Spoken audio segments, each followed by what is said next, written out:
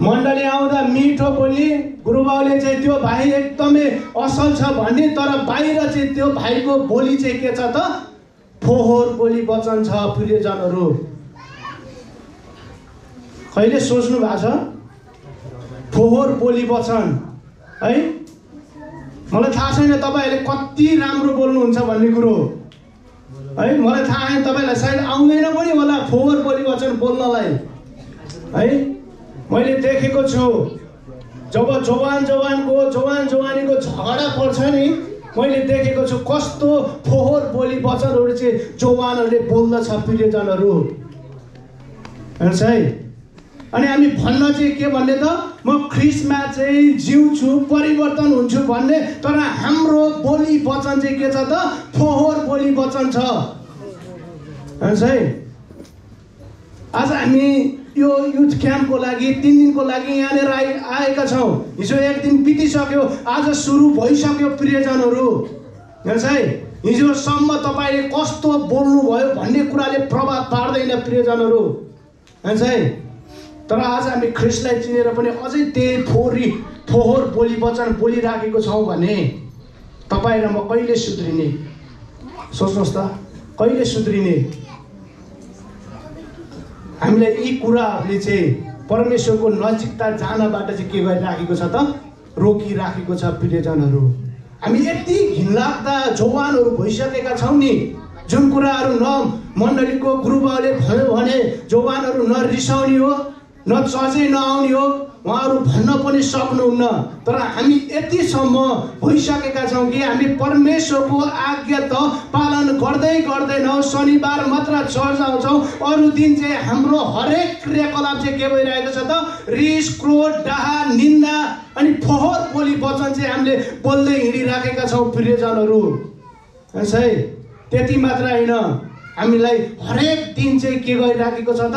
यी कुराहरूले चाहिँ पापमा फसाइराखेको छ। प्रियजनहरू हेर्नुहोस् है। फोहोर बोली वचनहरू बोल्ने, नराम्रो क्रियाकलापहरू गर्ने है, नराम्रा कुराहरू, सेक्सुअल कुराहरू हेर्ने है, यी कुराहरू मण्डलीमा टिचिङ गर्दैन। प्रियजनहरू, तर हामीलाई नयाँ जीवन जिउन नदिनुको कारणहरू चाहिँ यी कारणहरू, जुन कारणले गर्दा चाहिँ तपाईँ र म चाहिँ एउटा योग्यको व्यक्ति हुन सकिराखेका छैनौँ। के आज हामी यी कुराहरू त्याग्न तयार छौँ? बोल्नुहोस् न, के तपाईँहरू तयार हुनुहुन्न? अझै फोहोर बोली वचनहरू बोल्दै हिँड्नुहुन्छ, अझै सेक्सुअल कुराहरू हेरिराख्नुहुन्छ, अझै तपाईँहरू भनेको मान्नुहुन्न, अझै रिसाउनुहुन्छ। किनकि आज जुन वचन चाहिँ हामीले सुनिराखेका छौँ, आज जुन जवान सङ्गतिमा हामी छौँ, आज जुन प्रोग्राम सकिसकेपछि चाहिँ अब यी क्रियाकलापहरू चाहिँ अब हाम्रो जीवनबाट हुने छैन। के तपाईँहरू यो बाचा गर्न तयार हुनुहुन्छ? साँच्चै नै हामी तयारी हुनुपर्छ। जब हामी यी कुराहरूमा परिवर्तन हुन्छौँ भने, जब हामी यी कुराहरूमा परिवर्तन हुँदैन भने तपाईँ र म मण्डली आएको नआएको के हो त? बराबरी हो। प्रियजनहरू, तपाईँलाई हेर्दा पनि उस्तै छ, संसारको जवानलाई हेर्दा पनि के छ त? उस्तै छ। संसारको जवानको पनि बोली वचन त्यस्तै छ, तपाईँ मण्डली आएको व्यक्तिको बोली चाली पनि के छ त? उस्तै छ। अनि हामी भन्न चाहिँ मण्डलीमा भन्छौँ म पवित्र हुन्छु, म असल जीवन जिउँछु, म पूर्ण रूपमा चाहिँ परिवर्तन हुन्छु भन्छौँ, तर हाम्रो व्यवहारहरू चाहिँ के छ त? छुट्टै छ। प्रियजनहरू, त्यही कारणले गर्दा हामीले यी कुराहरू चाहिँ त्याग्न आवश्यक छ। प्रियजनहरू, जब हामी भजन सङ्ग्रह 119को 9 देखि 11 पदमा हेर्दछौँ भने जवान मानिसले आफ्नो चालचलन चाहिँ कसरी चोखो राख्न सक्छ त भन्ने कुराहरू हामी पाउँदछौँ है। अब हामी कसरी चोखो राख्ने त भन्ने कुराहरू चाहिँ हामी भजन सङ्ग्रह 119को 9 देखि 11 पदमा पाउँछौँ है। परमेश्वरको वचन चाहिँ हामीले के गर्नुपर्छ त? भन्नुहोस् त, कसैले पढिदिनुहोस् त भजन सङ्ग्रह 119को 9 देखि 11 पद ठुलो स्वरमा है। कोही दाजुभाइबाट पढिदिनुहोस् त। दाजुभाइ बाइबल ल्याउनु भएको छैन? ल एकजनाले उठेर पढिदिनुहोस् ल, चर्को स्वरमा। ल ध्यान दिएर सुन्नुहोस् है। जवान मानिसले आफ्नो चालचलन कसरी चोखो राख्न सक्छ? तपाईको वचन अनुसारको जीवन बिताएर नै हो। म आफ्नो सम्पूर्ण हृदयले तपाईलाई खोज्छु। तपाईको आज्ञाहरूबाट मलाई बहकाएर जान नदिनुहोस्। तपाईको विरुद्धमा पाप नगरौँ भनेर आमेन। तपाईको वचन मैले मेरो हृदयमा राखेको छु। हालेलुया। आज हामी प्रत्येक जवानले चाहिँ परमेश्वरको वचन चाहिँ हामीले हाम्रो हृदयमा राख्नुपर्छ प्रियजनहरू। जबसम्म तपाईँले र मैले परमेश्वरको वचन पढ्दैनौँ, उपवास बस्दैनौँ, प्रार्थना गर्दैनौँ र परमेश्वरको वचन चाहिँ हाम्रो हृदयमा राख्दैनौँ भने तपाईँ र म कहिले पनि के हुन सक्दैनौँ त? जीवन परिवर्तन गर्न सक्दैनौँ है। हामीले के गरिराखेका छौँ त? रूप मात्र परिवर्तन गरिराखेका छौँ है। तर हामीले जीवन परिवर्तन गर्न चाहिँ यी कुराहरू त्याग्नुपर्छ र अनि मात्र हामीले चाहिँ के गर्नुपर्छ त? परमेश्वरको वचन चाहिँ हामीले हाम्रो हृदयमा राख्नुपर्छ। अनि ती कुराहरू मात्र नभएर जब हामीले परमेश्वरको वचन चाहिँ हाम्रो हृदयमा राख्दछौँ भने परमप्रभुमा चाहिँ हामी के हुन्छौँ त? एकदमै आनन्दित हुन्छौँ प्रियजनहरू। हामीलाई अशान्ति छ, जवान अवस्थामा नै हामीलाई के छ त? अशान्ति छ, टेन्सन छ है, डिप्रेसन। कतिजना त डिप्रेसनको औषधि नै खाइराख्नु भएको होला। किन टेन्सन छ, किन आनन्द छैन, किन शान्ति छैन भन्दाखेरि तपाईँले परमेश्वरको वचन चाहिँ आफ्नो हृदयमा के गर्नुभएको छैन त? राख्नु भएको छैन। जब हामी परमेश्वरको वचन चाहिँ आफ्नो हृदयमा राख्दछौँ भने भजन सङ्ग्रह 37:4 भनेको जस्तै परमप्रभुमा आनन्दित हौ र उहाँले तिम्रो मनोरथहरू पुरा गर्नुहुनेछ। हालेलुया। हेर्नुहोस् त, आज तपाईँ र म किन असफल भइराखेका छौँ? किन भनेका कुराहरू पुरा हुँदैन? किन हामी ठुला ठुला सोच्दाखेरि पनि पुरा हुँदैन? किन हामी सबै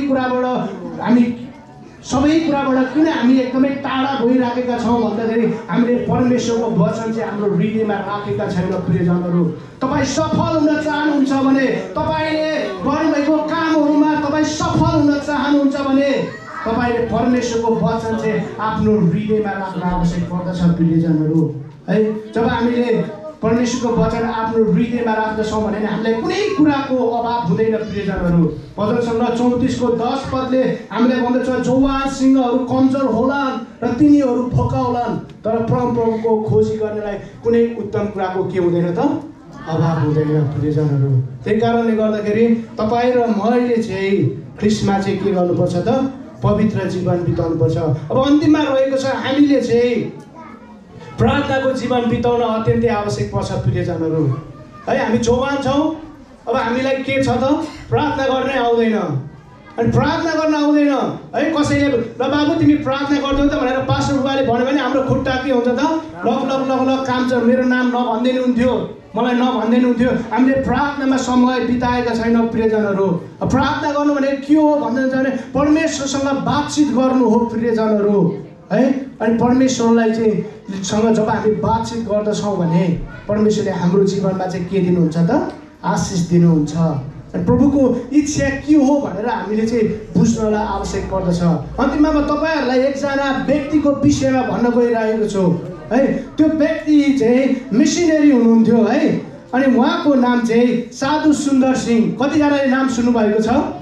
साधु सुन्दर सिंह है। साधु सुन्दर सिंहले चाहिँ के गरेको थियो त? सत्य शान्तिको चाहिँ खोजी गरेको थियो प्रियजनहरू है। सत्य शान्तिको चाहिँ के गरेको थियो त? खोजी गरेको थियो। अनि साधु सुन्दर सिंह चाहिँ first missionary to enter Nepal भन्ने कुराहरू हामी पाउँदछौँ है। पहिलो पटक चाहिँ नेपाल इन्टर गरेको व्यक्ति, भित्रेको व्यक्ति नै मिसनरी साधु सुन्दर सिंह भन्ने कुराहरू हामी बुझ्न सक्छौँ। अनि उसले इन्डियामा बस्दथ्यो। अनि उसले चाहिँ अनि सत्य शान्ति चाहिँ कहाँबाट आउँछ भन्ने कुराहरू चाहिँ उसले के गरेको थियो त? खोजी गरेको थियो। अनि उसले त्यो सत्य खोज्नको निम्ति चाहिँ उसले आफ्नो यो शरीरलाई चाहिँ यति टर्चर गरेको थियो कि जुन कारणले चाहिँ उसले कसलाई खोजिराखेको थियो त? गडलाई खोजिराखेको थियो। साँच्चै नै गड सत्य हुनुहुन्छ भने, इफ गड हुनुहुन्छ भने, यदि गड सत्य नै हुनुहुन्छ भने मलाई देखाउनुहोस् भनेर चाहिँ उसले चाहिँ धेरै पटक चाहिँ आफूलाई के गरेको थियो त? टर्चर दिएको थियो प्रियजनहरू। अनि जब एक दिन चाहिँ जब साधु सुन्दर सिंह चाहिँ सुत्दै गर्दाखेरि चाहिँ उसले 2 बजे चाहिँ के भनेर प्रार्थना गरेको थियो भने, यदि गड हुनुहुन्छ भने, यदि गड चाहिँ हुनुहुन्छ भने कहाँ हुनुहुन्छ भन्ने कुराहरू चाहिँ उसले 2 बजे चाहिँ प्रार्थना गरेको थियो। यदि गड हुनुहुन्छ भने कहाँ हुनुहुन्छ, के गर्दै हुनुहुन्छ? किनकि उसले चाहिँ के खोजिरहेको थियो त? शान्ति खोजिराखेको थियो। यदि गड हुनुहुन्छ भने मलाई 5 बजे भन्दा अगाडि चाहिँ मलाई देखाउनुहोस्, मसँग बोल्नुहोस् भनेर चाहिँ साधु सुन्दर सिंहले चाहिँ प्रार्थना गरेको थियो। जब 2 बजे चाहिँ साधु सुन्दर सिंहले प्रार्थना गरेको थियो, जब 4:30 चाहिँ अनि येशू ख्रीष्ट चाहिँ साधु सुन्दर सिंहसँग बोल्नुभयो। हालेलुया। अनि जब बोल्नु भइसके पश्चात चाहिँ अनि त्यसपछि साधु सुन्दर सिंहले चाहिँ इमिडिएटली नै प्रभु येशू ख्रीष्टलाई चाहिँ के गरेको छ त? विश्वास गरेको छ प्रियजनहरू। विश्वास गरिसके पश्चात साधु सुन्दर सिंहको जीवनमा चाहिँ यस्तो चुनौतीपूर्ण कुरा आएको छ, जुन चुनौतीपूर्ण कुरा चाहिँ न तपाईँ हामीले चाहिँ भोगेका छौँ प्रियजनहरू। उसको आमा बुबा साथीभाइ सबैले चाहिँ उसलाई के गरेको छ त? घृणा गरेको छ है, दुःख दिएको छ। त्यति मात्र नभएर आफ्नै बुबाले पनि साधु सुन्दर सिंहलाई चाहिँ